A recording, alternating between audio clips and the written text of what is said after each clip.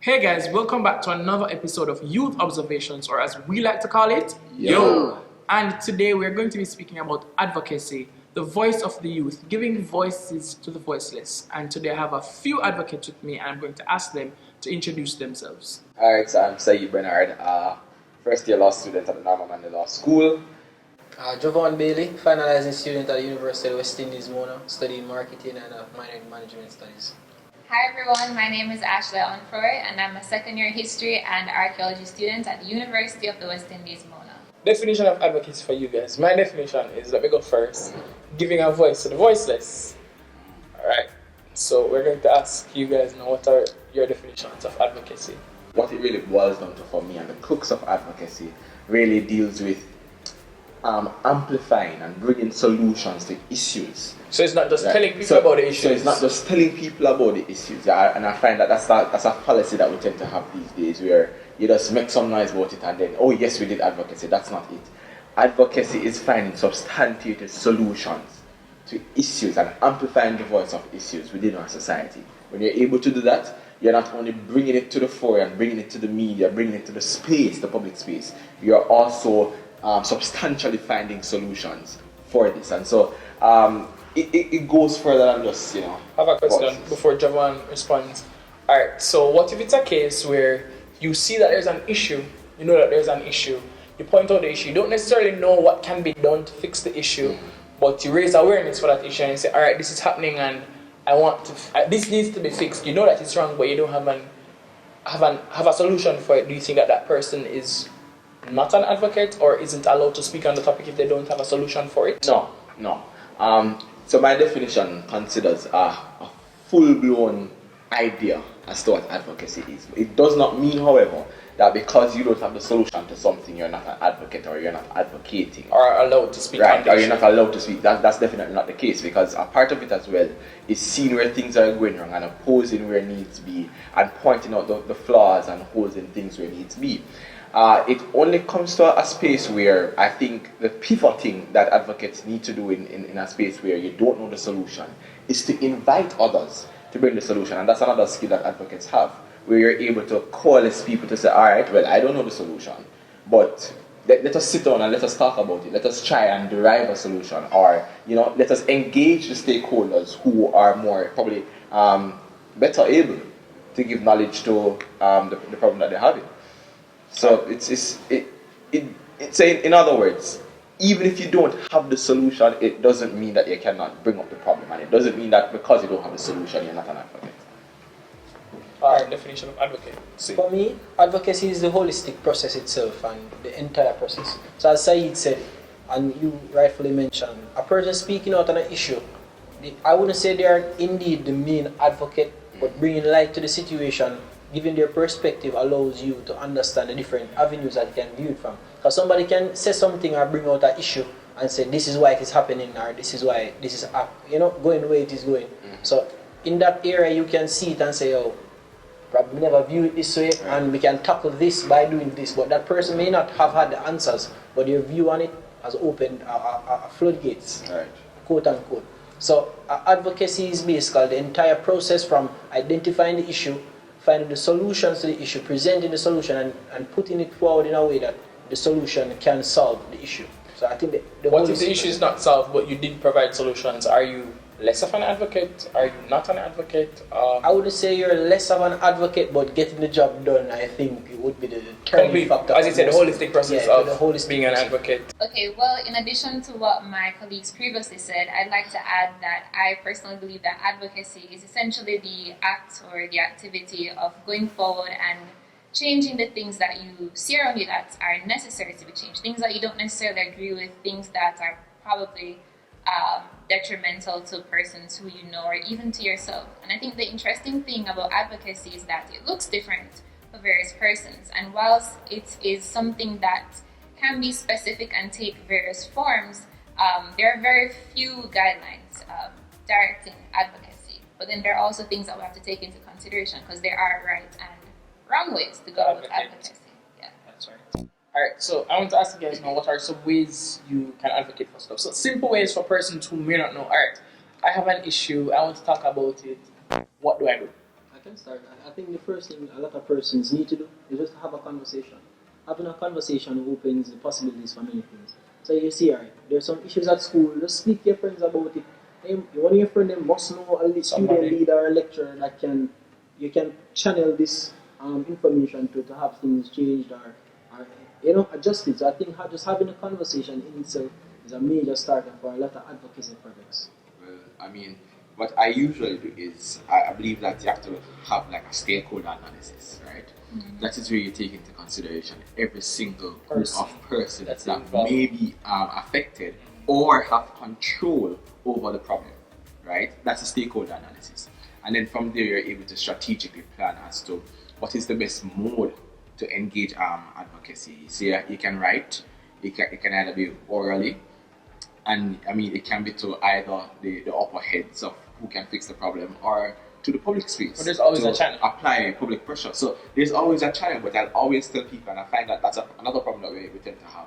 A lot of people just get up and they just go on Twitter and rant. But who is saying that these is tweets? advocacy. And- yeah. At the end of the day, that within itself is you sharing your thoughts. It's not necessarily advocacy. Right. Advocacy takes into consideration deliberate planning as to how to solve an issue, and then you go through it. So you go and you have the writing or the oral and you speak or whatever, and then you have your follow up. So you have to follow up with the communications that you've sent out.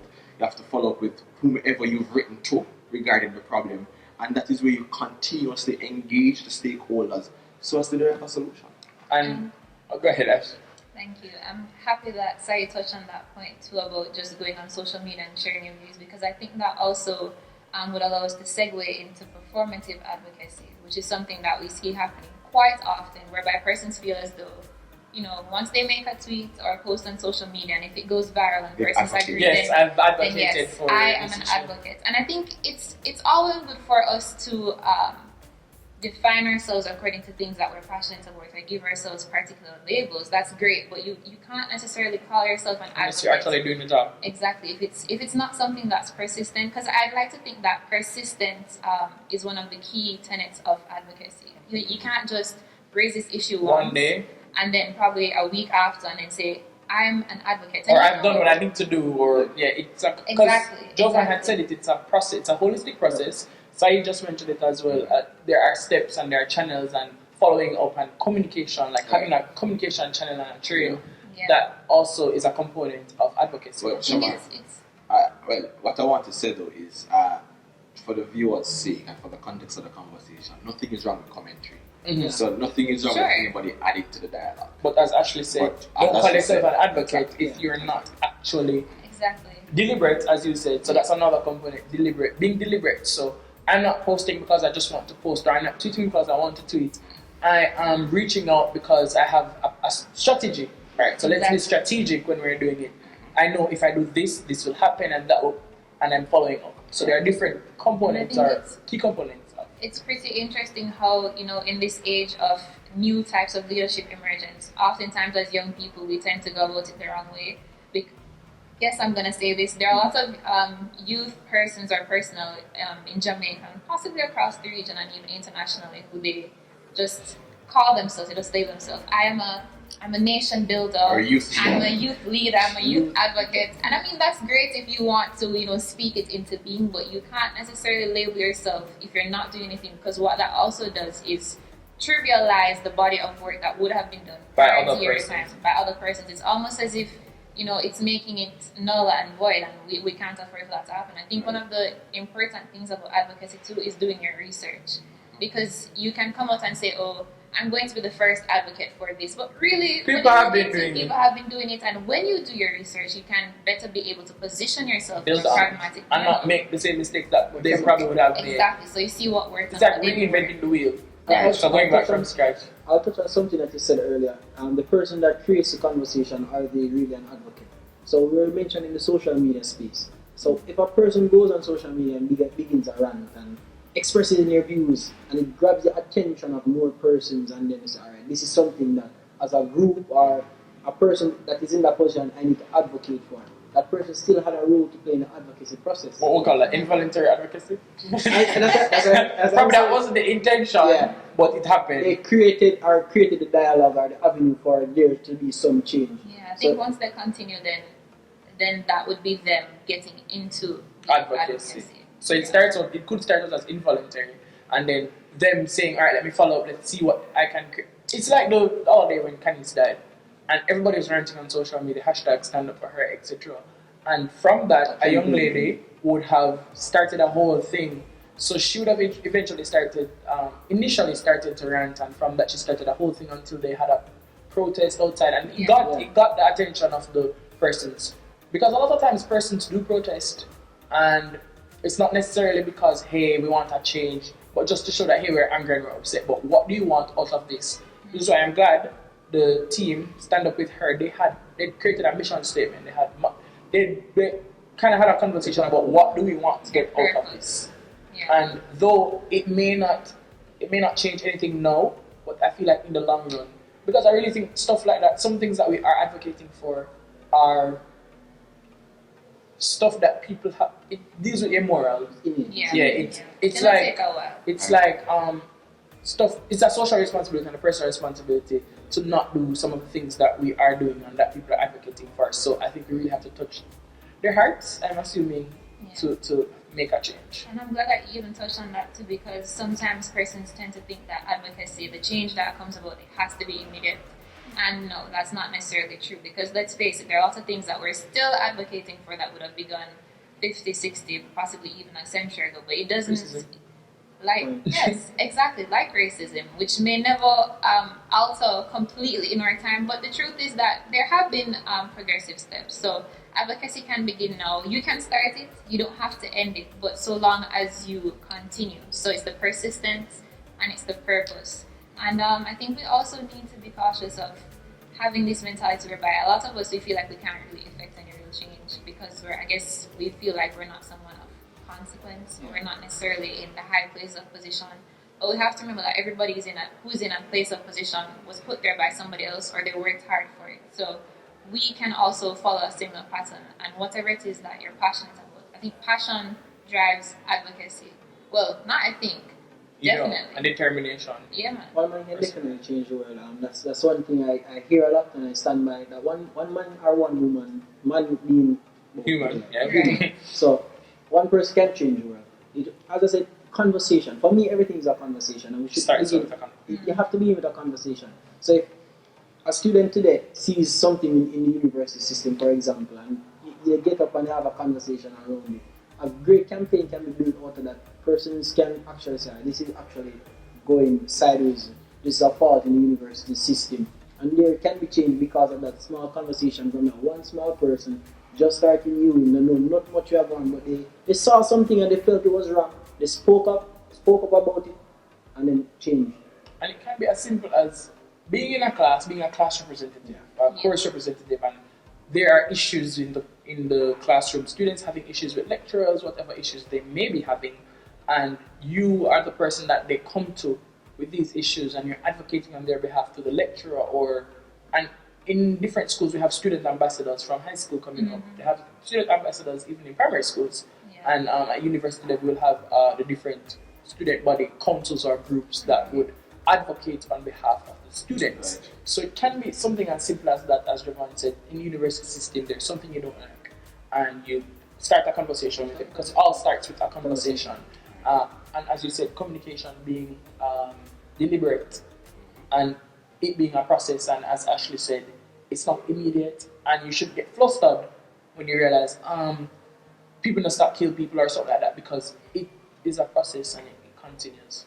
But I want to ask you guys some of the cases that you've advocated for in the past, probably, or some things that are dear to your heart that you are still advocating for. Oh, should I? You can Okay. Well, for me, anyone that knows me personally knows that I'm very big on historical education. Literally, most, if not all, of my conversations are around that, because that's something that's near and dear to my heart.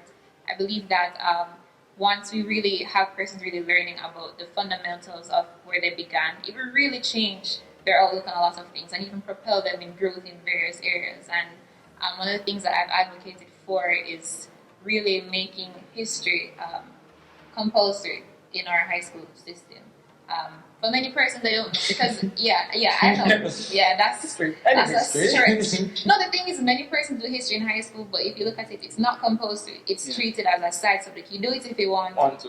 And I don't think it should be that way because persons might not necessarily understand the value of history until you've done it. Because I've benefited from it. And whilst I have not yet gone to House of Parliament to say, hey, let's reform our educational system, but I hope to get there one day, in Jesus' name.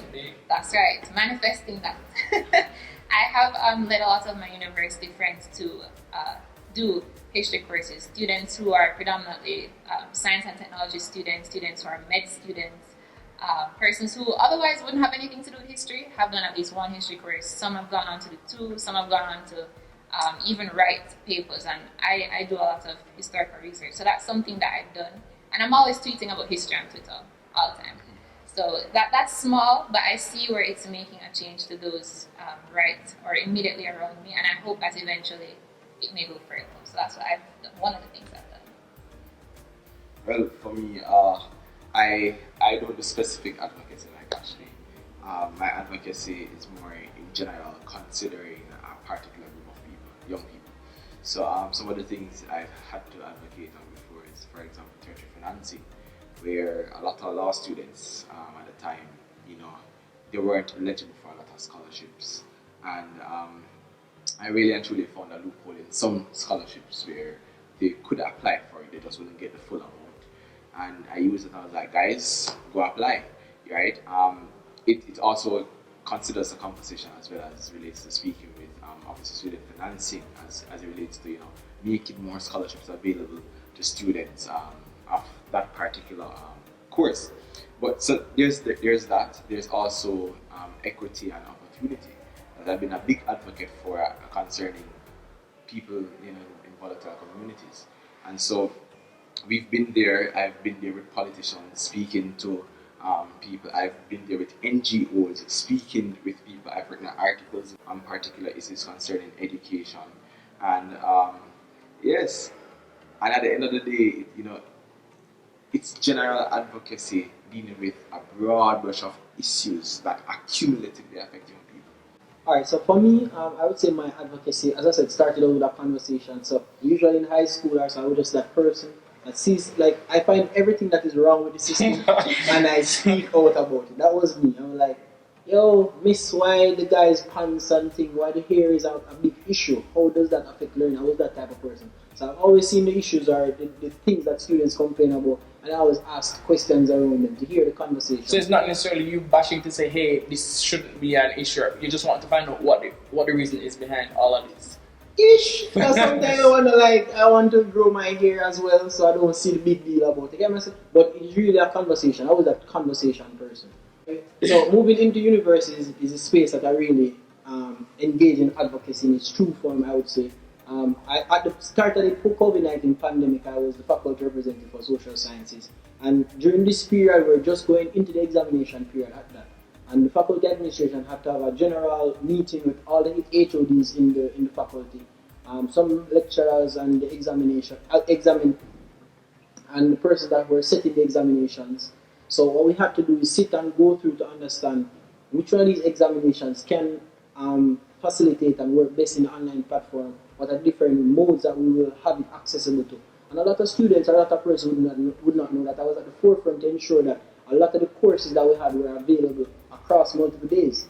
So I actually brought that to them and we were like, suppose a student doesn't have Wi-Fi for this entire day, because when Wi-Fi goes, you can leave at 5 o'clock in the evening and come back to the next day. Yeah. So students need that time gap to be able to do the examination.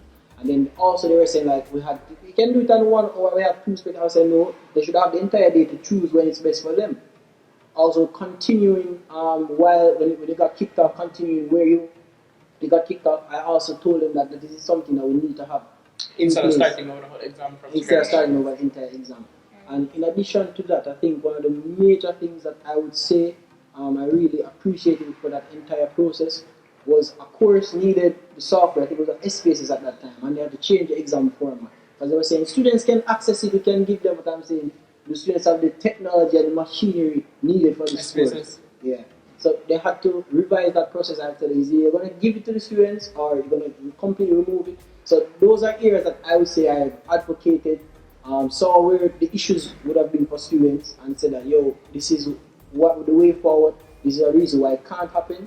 And they actually listened and it brought about change, I would say. Which is the question I was coming to. How powerful do you think the voices of youth are? I think Do you think that when we speak, there's actually change? You can speak to levels. So at school, as a faculty representative, you'll have a strong voice because that's what you were set there to do. But probably in like a national setting, how powerful do you think the voices of youth are? How far do we reach? so. I'm going to say this from from a historical standpoint. I believe that our voices are. I believe that our voices are being heard. I think that we would do well with more amplification, and I also think that in a lot of cases, for the things that we claim to be passionate about, we're far too docile. I'm gonna say that a lot of the major change that took place in Jamaica, pre-independence and in the days of enslavement, where advocacy was a thing, but it was very bold, and it was a sort of a case where if they don't give us this, we're gonna bundle Revolt. everything. We are gonna take it. And whilst I'm not sending anybody to loot and plunder or anything like that, I'm saying that youth voices could be amplified. It's sometimes not enough for us to just sit and speak amongst ourselves. If we really want things to be done, sometimes we're going to have to step out of our comfort zones. Sometimes we're going to have to align ourselves to individuals who probably at this point in time are better able to effect the change that we need to see until we're at that particular place. And it may be difficult because I know that sometimes self-apprehension and the issues of can I do this, am I able to, but we need to step up boldly. So our voices matter, but we will have to amplify them ourselves. I find that sometimes we say, there's not enough spaces for us to Our channel. Well, if the space not there, create it. You have that vision, you have that drive, you have that passion, you have the tenacity. So if it's not there, make it.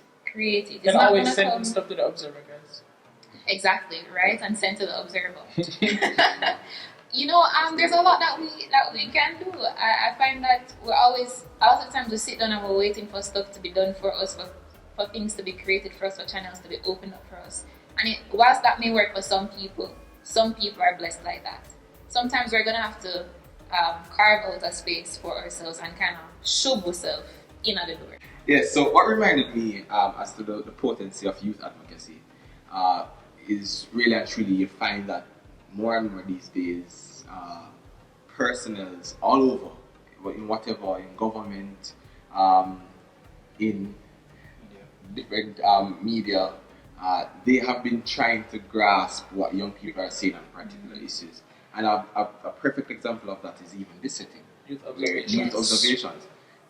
This is a company who has ensured or created a platform for young people to speak on topical societal issues that are currently affecting us. And so I think it shows that that there's an acknowledgement in the space that the voice of young people are indeed important. One.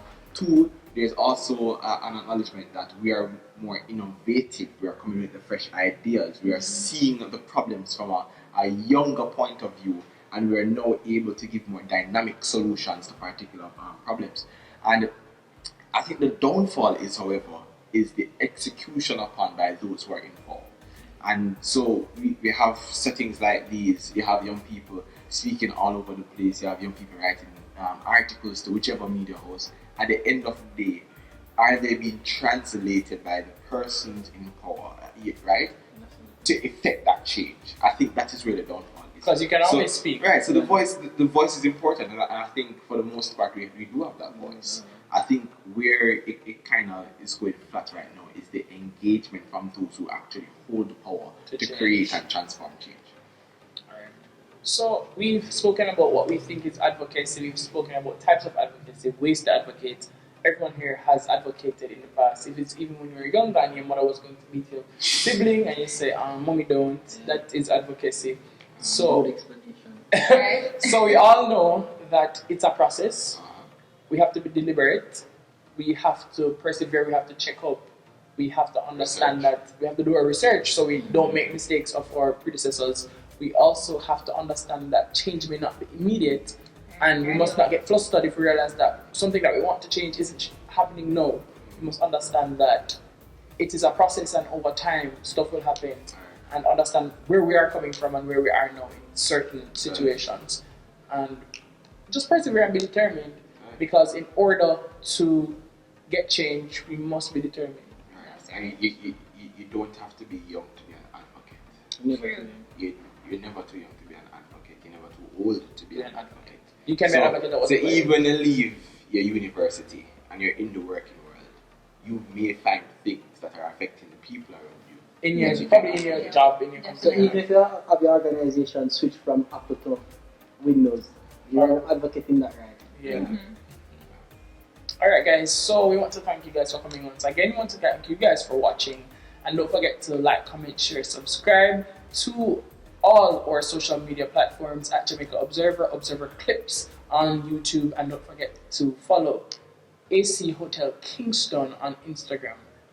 Until next time, thanks for tuning in.